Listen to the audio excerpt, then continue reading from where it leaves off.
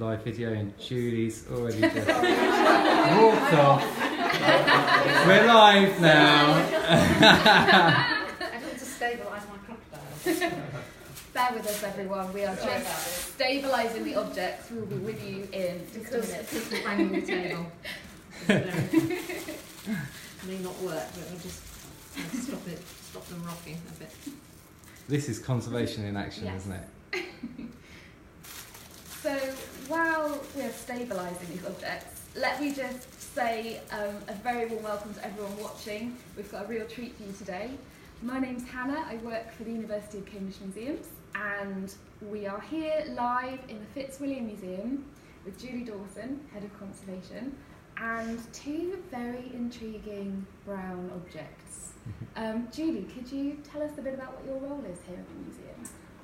Well, I'm Head of Conservation, and so I sort of look after conservation collections care across the museum, and then we have people working, conservators in various specialisms, like manuscripts and printed books, and works of art on paper, antiquities and so on.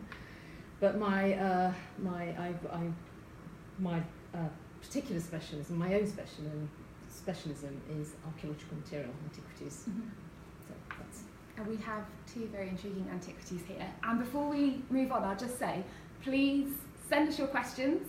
Rich behind the camera will relay them to us, and we'll do our best to answer them. And also share this post with your friends. We want to reach as many people as we can. So Julie, we've got two kind of long lozenges here. What are they? Well, they are mummies of baby crocodiles. Baby crocodiles. And yes, they are. And they come from ancient Egypt, and there were obviously, as you probably know, there were lots of animal deities, and one of which, a very powerful one, was Sobek, the crocodile god. Yeah. And there was always sort of worship of these gods, but at certain periods in Egyptian history, and particularly in the late periods, so we're looking at about sort of 380 BC to 200 AD, there were a lot of temples and shrines created, at which people could actually bring offerings to the gods. Right. And very often those were in the forms of mummified versions of the god. Right. So the crocodile was the sort of the living manifestation of the crocodile-headed god Sobek. And these little guys here were actually offered up as votives, Right. or in thanks or in supplication to the god, Sobek was a very powerful, very violent god, as you might expect a crocodile to be. So had a big role in sort of fertility rites as well, but also was sort of as being protective. Yeah. So how then did these end up in the museum? Well, they were excavated, one in 1894 and the other one in 1911. By the British School of Archaeology in Egypt, and they came to the museum from those excavations, and those excavations were at a place called Hawara, which is in the Fayum, up in northern Egypt, where there is a huge cemetery and necropolis for Sobek, for the crocodiles, the crocodile god. So can you tell us a bit about what they're made of? I mean, I don't know if you guys can see on the camera, but there's beautiful kind of intricate wrapping here along this guy here. Okay, so we've got the sort of the deluxe end of the market, you might say, here, and we've got this rather sort of scruffy little thing which you wouldn't really think was a crocodile unless somebody told you, perhaps. It looks like a bundle of twigs, and indeed there is a bundle of twigs or reeds in there. So essentially, what it is there should be a baby crocodile or in each of these, which would have been killed and then would have been mummified and then wrapped up in linen. Sometimes, as you see here, these very elaborate patterns that we find actually on these late period mummies, on human ones and on animal mummies.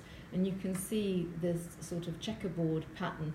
And I don't know if you can tell that, or if Rich can see, it might actually, I think it shows up more clearly on one of these pictures there, if you can see the colour, because some of these bandages are actually pink and some of them are white, making, so obviously it's very faded now, but it would have been quite a sort of startling sort of tablecloth almost on the back there of the creature. And what's nice about it is that you can see that around the crocodile, we've got the shape, they've tried to make the shape by using reeds, but then also the eyes here are made of little bundles of linen cloth, which have then been wound around with thread and stuck down onto there to make the shape. So that's essentially how they're made. How on earth do you go about looking after something that is 2,000 years old and presumably really fragile? Yeah. Because it's organic, and I mean, even the fact that it's survived is down to the environment, I assume, in Egypt? Yes, and also the fact that, of course, they are, there's a lot of, part of the black material you see on here, these are original resin materials that were put onto the objects as part of the mummification and the wrapping process. Those help with the preservation as well. And of course, everything was very, very dry. The mummies are very dry when they're put into the wrappings.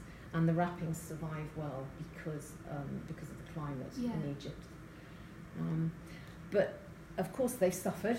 Yeah. And you can see that, as I said, we've lost, some of the colour has been lost from here. They're quite dirty, but that's not surprising. And they're obviously it's quite difficult to clean that, and you have to be very careful with how far you try to go with the process like that. So really with these, the conservation is about trying to actually stabilise the parts that were coming adrift. Right. So again, I mean, just if we look at this one, which it looks pretty terrible now, but it did look worse, but this just shows you some of the sort of typical issues, which was basically that the wrappings were coming detached.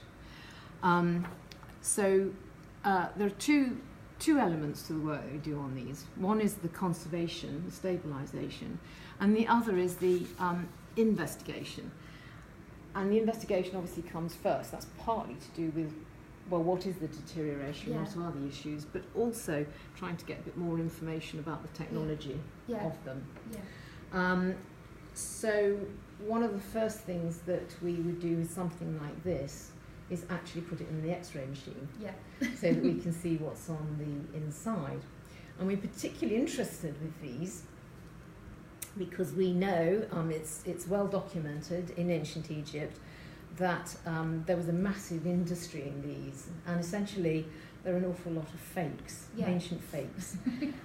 So people were acquiring things sort of probably from sellers along the way up to the temple to take in. Yeah. And they don't always have inside them what they're supposed to have inside them. So they're fakes essentially, to just kind of deceive the unwary punter at the temple. Yes, and there were certainly sort of laws passed at one period that actually there must be one god inside one mummy. But of course they didn't realise that we were going to be able to look into that with X-radiography. So which of these do you think would be the fake if one of them was? Gosh, what do we think, viewers? Leave it to the viewers. Yeah, Richard thinks the bigger one. Well, let's go. We'll go with let's say the bigger one, because it looks a bit. I mean, it looks a bit puffy. I don't know. It looks like it's been stuffed. All right. Well, but it's also. I mean, I think one thing that's very important is that this, as I said, a lot of time and effort has gone into preparing this one. Yeah. This one is just sort of like. Yeah. It's your pound shop. So you think, I don't know exactly. Yeah, this looks like the cheap one, isn't it? Okay. So I've got the plates from the X-rays here, And this is the fat crocodile, and this, ignore those bits, this is the thin crocodile. Now, what you can see the reeds that have been put around the structure to create this. But if you look at the fat crocodile, can you see any bones in there? Are those little white bits? No. Have a look at the other one. Can you see any bones in the other one? Oh yeah. Oh, so this That's one. one One bone. bone. So that has one crocodile bone, but that's sort of probably enough, you know. I mean, it didn't need to be a complete animal. Yeah. We often find that there are just sort of bits. Yeah. But here, this one is basically full of bits of limestone, pottery sherd. Yeah. You know, that's it. Just to No bulk it bones. out. So this is the fake. Right. In fact, Right. this very elaborate one is the fake. And this is the one that would really, I mean, whether the god would actually be flattered by Yeah. being presented with this one, I Yeah. don't know. But this is the one Gosh. which actually would, you know, do the Yeah. business for you. I would never have guessed. Absolutely would never have guessed. So for those of you who've just joined us, we're here in the Fitzwilliam Museum with Head of Conservation Julie Dawson and two baby crocodiles, and it turns out probably neither of them are entirely baby crocodile. But please do ask your questions. We're very happy to answer them. We actually have a question that's come in Oh, by the person who's doing the filming. And that is, because one is a fake, or Yes. would that be on display in the museum? Oh, absolutely. It's on display in the museum, in Gallery 19, with our other animal mummies, and they're both on display. And absolutely, because of course, it's not a modern fake; it's an ancient fake. It's really important. You know, this is a sort of cultural phenomenon, and tells us something about the industry actually. And on the label, we explain that this one actually has a crocodile bone in it, and this one actually is full of bits of potsherd and snow. That's a really important story. Yeah, great. Julie, am I right in saying that your aim as a conservator is to? I mean, you said about stabilising, so you're sort of aiming to keep it in the kind of a roughly the same condition as you've got it and stop it deteriorating. Yeah. I think it's more about, you'd say it's sort of really more about conservation and restoration. We're not trying to make it look as it did. Now, of course, what's very nice to do, we'd be able to do, is to do some sort of, digital representation of this, so we could actually see the colours again, because we know where they were, even though it's so faded. So and also, of course, the head shouldn't be exposed like this. You're seeing the manufacturing process here. Right. It wouldn't have had this elaborate bandaging, but it would certainly have been wrapped in the way that this end is. Yeah. And in fact, I don't know, my stabilisation is not happening terribly. I'll have to do something better next time. But I don't know if you can see that there are actually textile impressions in the resin there. Can you see the imprint, the weave of the linen? And that's this, because this would have been stuck down with the resin, and so just there in below the eye. So we know that the textile was there because we can see it was. So once you've done your investigation Yeah. and you move towards conservation, how do you do it? How on earth? I just wouldn't know where to start. Or, I mean, I'd be terrified of breaking it. I mean... Yeah. Well, these didn't have a great deal of treatment. Yeah. It was really about where we had parts of the bandaging coming adrift, as you see on here, actually trying to put that back into place, and then making sure that they're stable actually on display. So, and this one is actually more fragile, and it's actually sitting on a little, almost like a little tray that we've made for it, which is actually shaped so that it sits in there, and you can't see it, but it's very loosely tied on there. So, and that's just to support it, because we needed to, it needs something to hold it together there. And that's presumably something your team would make bespoke. Oh yeah, So no, totally. Yeah, I mean, yeah. make Yeah. everything. The conservators and the technicians create mounts for the objects and so on. But the actual work on the linen, this was done.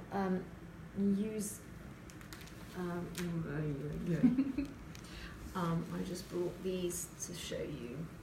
So we use lots of different types of conservation. We use different grades of Japanese tissues, which have very long fibres. They're very nice materials for doing repair work in all sorts of fields. And so for these, and it's not, well, I hope you can't really see, I don't know where they are, but basically what was done with this was where we needed to lay down something quite large that was coming adrift. Yeah. Was actually having a piece of this is actually painted with watercolours as well too, because it's not that colour. We paint it to whatever colour we need it to be, or dye it. So, and this is an adhesive. It's called this is called G, and it's like a sort of, it's a cellulose. It's like a very refined wallpaste. Let's put it like that in simplest terms. But it's a very nice adhesive for this sort of purpose, and it's completely reversible should we need to take this out again, etc. And doesn't really interfere with the object. So with these, this was painted onto here, and then these very small pieces inserted underneath the bandages, and then laid down, and that's just got enough tack to hold that to the surface. Yeah. Where we've got loose threads coming up, use a slightly different technique with the as I'm wearing gloves, it's very hard to pick this up. You can see this is a piece of that tissue, but it's twisted to make like a thread. Yeah. And so then you again apply this to the thread with a little bit of this, and then lay it down and use that to actually attach that back to the surface where you need to put it, and in that way start to sort of try to bring it back together again. And that really, apart from making sure that they're in a nice environment, which is not going to, needs to be also quite dry. Mummies can start smelling if they get a little bit damp. They have a very particular smell, very particular smell. But that is, yes, it's about them making sure that they're in good conditions on display, that they don't have too much light, because obviously these will be affected by the light, and that they're well protected, and then they can be made available. This is a question from ignorance, but I am imagining that when you're repairing or conserving something this old and fragile, it's quite nerve-wracking. Or do you, as you move on in your career, get a kind of professional nerve, as it were, like to just deal with it? Or well, I mean, you have to. If you can't move beyond that, you can't do conservation. Certainly can't do practical conservation. Obviously, you've always. I mean, the bottom line is respecting the material, respecting the integrity of the material, and being aware that actually you have a huge responsibility, and actually we have, of course, potential to do a lot of damage to objects. You need to keep that in your mind, but you have to have if you have the confidence and the experience to be able to do whatever treatment, and we always make the treatments as minimal as possible. That's the point, and we put a lot of emphasis onto what we can do without actually interfering with the object. So in terms of making, as I said, making the environment and the support as good as possible for them, so that they will be there and hopefully in Gallery 19 for quite a long time to come. So Gallery 19, folks, if you want to come and see the baby crocodiles, and an ibis, and a hawk, and a kitten, and I don't know what else. I don't think we've got any others out. And the ibis, I have to tell you, which is again is a very beautiful one. Like this, it's very beautiful wrapping, and inside it is a complete mess. It's got bits of at least 3 different ibises in it. Gosh. So it doesn't. Yeah, the outside is not always a clue to what's going on inside. Well, thank you, Julie. That's been so interesting. Thanks everyone for watching. We will be back again in about an hour for another Open Cambridge broadcast. But until then, bye. Round of applause.